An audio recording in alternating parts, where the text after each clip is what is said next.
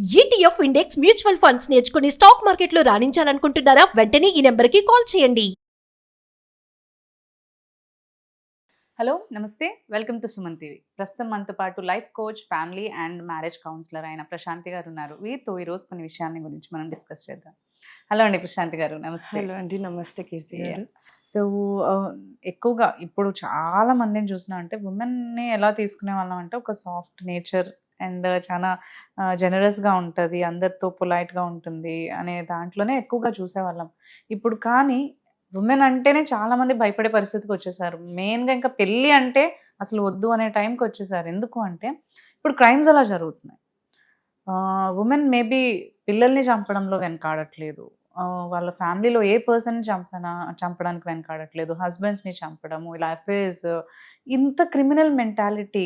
Not only grown up women అంటున్నాను నేను, పిల్లలు కూడా అలాగే తయారవుతున్నారు. Recent incidents also we have seen, like ఒక 10th క్లాస్ అమ్మాయి కిల్డ్ హర్ మదర్, మందలించిందని చెప్పేసి. సో ఎందుకు ఆ మెంటాలిటీ అనేది ఎందుకు గ్రో అవుతుంది అంటారు? ఉమెన్ ఎందుకు అంత అగ్రెసివ్ అండ్ ఎందుకు ఇంత క్రిమినల్ మెంటాలిటీ అనేది బిల్డ్ అవుతుంది అసలు మైండ్లో వాళ్ళకి?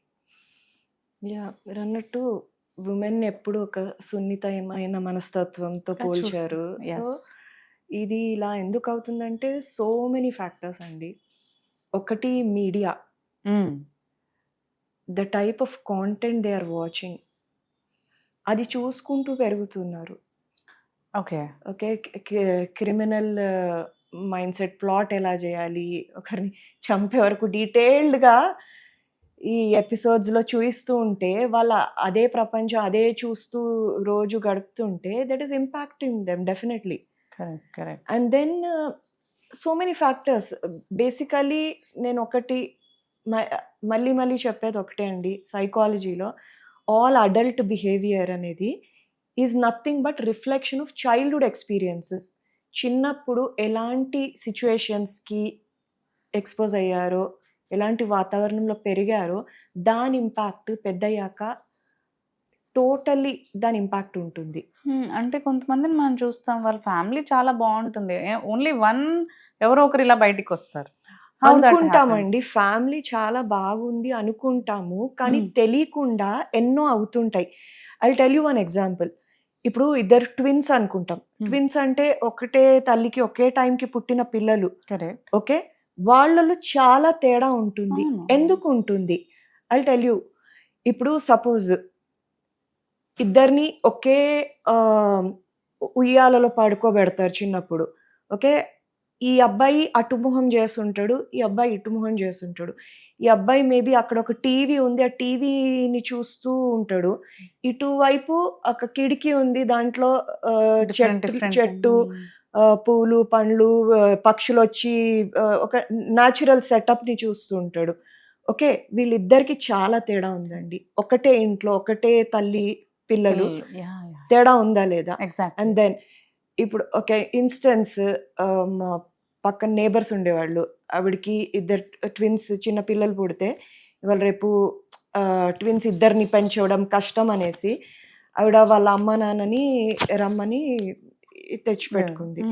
సో ఈ అమ్మమ్మ తాత వీళ్ళు పెంచారు.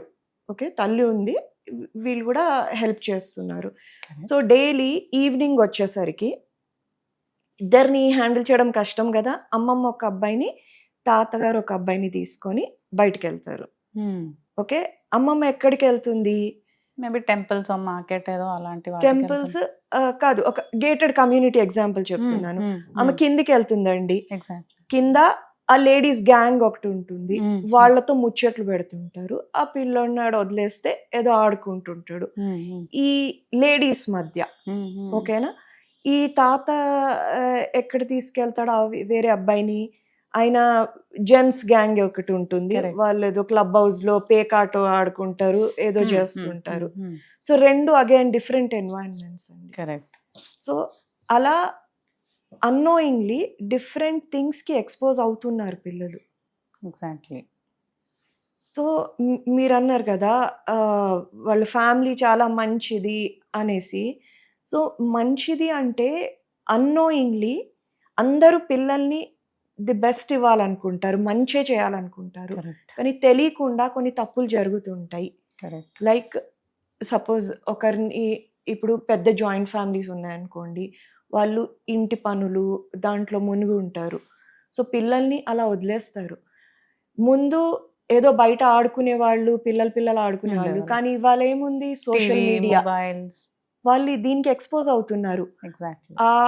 ఆ గేమ్స్ అనుకుంటారు, కంప్యూటర్ గేమ్స్ అనుకుంటారు. అక్కడ ఎదుటోడు ఒక పిల్లోడు అనుకుంటాడు, ఈ అబ్బాయి కూడా Correct. పిల్లోడితో ఆడుకున్నా అనుకుంటాడు. కానీ వాళ్ళ ఫేస్ కనిపించదు. పిల్లోడు అనుకున్న వాళ్ళు ఒక అడల్ట్స్ అవ్వచ్చు. ఎగ్జాక్ట్లీ. సో వాళ్ళేంటి వాళ్ళ మైండ్ సెట్ని క్యాష్ చేసుకుంటారు. ఈ అబ్బాయికి ఏమి ఇష్టము, మంచిగా మాట్లాడాలి, మంచిగా మాట్లాడితే వీడు ఇంప్రెస్ అవుతాడు. మెల్లిమెల్లిగా వాళ్ళ అఫెక్షన్ పెరుగుతుంది, ఒక అఫినిటీ పెరుగుతుంది. సో అలా ఎన్ని కేసెస్ ఉన్నాయి, వాళ్ళ బ్యాంక్ బ్యాలెన్స్లు కాజేయడము వరకు వెళ్తున్నాయి ఇన్స్టెన్సెస్. ఇవన్నీ ఎందుకు అవుతున్నాయి? పేరెంట్స్ అటెన్షన్ ఇవ్వలేకపోవడం. వాళ్ళ మంచి ఫ్యామిలీ, సోకాల్డ్ మంచి ఫ్యామిలీ, కానీ పట్టించుకోవట్లేదు. ఇవాళ మున్పట్లాగా లేదు. చాలా పిల్లలకి అటెన్షన్ ఇవ్వాలి. ఇప్పుడు నేను నా కోచింగ్లో ఒకటే చెప్తాను, మీరు ఎందుకంటే చాలా మంది పేరెంట్స్ని అడిగినప్పుడు, ఎస్పెషలీ మదర్స్ని అడిగినప్పుడు, మేడం మీరు ఇవన్నీ చెప్తున్నారు, టైం ఎక్కడ ఉంది, టైం లేదా, ఏం చేస్తారండి అని కూర్చోబెట్టి వాళ్ళ టైం టేబుల్ వేస్తే most of the time they spend in the kitchen. Okay, వంటలు వార్పులు ఇవి. నేను ఒకటే అంటాను, మీరు 4 కూరలు వండే కన్నా ఒక్క కూర వండండి, కానీ పిల్లలకి టైం కేటాయించండి. వాళ్ళు ఏం చేస్తున్నారు ఏంటి, వాళ్ళతో టైం స్పెండ్ చేయండి.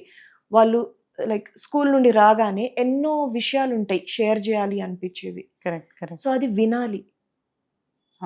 అది వినకపోతే, అరే పోరా నేను బిజీగా ఉన్నాను వెళ్ళు ఆడుకోపో అంటే, they are curious to share. వాళ్ళకి ఎంతో చెప్పుకోవాలని ఉంది. అది వినడం ఇస్ చాలా ఇంపార్టెంట్. వాళ్ళకి ఏదో ప్రాబ్లం ఉండొచ్చు, చిన్నపిల్లలు ఏం ప్రాబ్లం అనుకుంటారు, వాళ్ళకి అది పెద్ద ప్రాబ్లం అండి. వినాలి, వింటేనే వాళ్ళకు ఊరట లభిస్తుంది.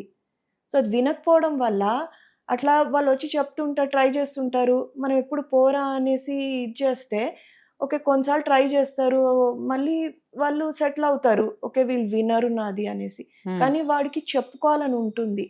సో అలాంటప్పుడే ఈ బయటి వాళ్ళు ఎవరన్నా అది పసిగట్టి, బికాజ్ ఉన్నారు చుట్టూ ఉన్నారు అలాంటి క్రిమినల్ మైండ్స్ ఉన్నారు మన మధ్య. సో అలాంటి పిల్లల్ని, because they are easy to mould, so వాళ్ళని తప్పుదో పట్టించడం జరుగుతుంది. ఇంకా చెప్పినట్టు ఆన్లైన్లో ఎన్నో ఇవి జరుగుతున్నాయి. సో ఆన్లైన్ ఏం కాంటెంట్ వాచ్ చేస్తున్నారు, ఏం చేస్తున్నారు, ఇది స్పెండ్ చేయాలి మనము. మనం ఏదో బిజీగా ఉన్నాము, ఇంటి పనులు ఇంపార్టెంట్ కాదు, పక్కన పడేయండి. మీ ఇల్లు క్లీన్గా లేకపోయినా ఇట్స్ ఓకే, కానీ పిల్లలు ఏం చేస్తున్నారు దానికి టైం డివోట్ చేయండి, వాళ్ళు చెప్పేవి వినండి. కరెక్ట్. ట్రూ.